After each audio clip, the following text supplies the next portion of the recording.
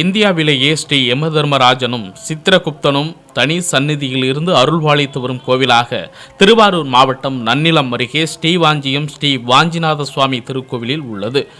ஆயுள் விருத்தி வேண்டி இந்த ஆலயத்தில் நாடு முழுவதிலும் இருந்து ஏராளமான பக்தர்கள் வருகை தந்து வாஞ்சிநாத சுவாமியையும் யமதர்மராஜா சித்திரகுப்தரையும் வழிபட்டு செல்வது வழக்கம்.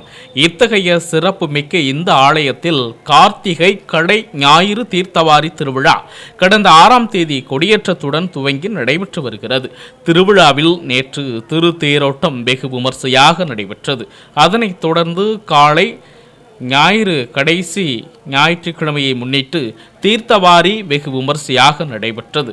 சுப்பிரமணியர், வள்ளி, தேவசேனா, விநாயகர், சண்டிகேஸ்வரர் ஆகிய சுவாமிகளுக்கு சிறப்பு அலங்காரம் செய்விக்கப்பட்டு வசந்த மண்டபத்தில் தீபாராதனை நடைபெற்று வெள்ளி ரிஷப வாகனத்தில் எழுந்தருள செய்யப்பட்டு சுவாமி ஆலயத்திலிருந்து புறப்பாடு 4 வீதிகளிலும் வந்து வலம் வந்த பின்னர் நட வாகன மண்டபத்தில் எழுந்தருள செய்யப்பட்டு பின்பு கோவிலில் உள்ளே அமைந்துள்ள குப்த கங்கை என்னும் திருக்குளத்தில் அசுர தேவருக்கு பால் உட்பட பல்வேறு திரவியங்களால் அபிஷேகம் செய்யப்பட்டு தீர்த்தவாரி நடைபெற்றது.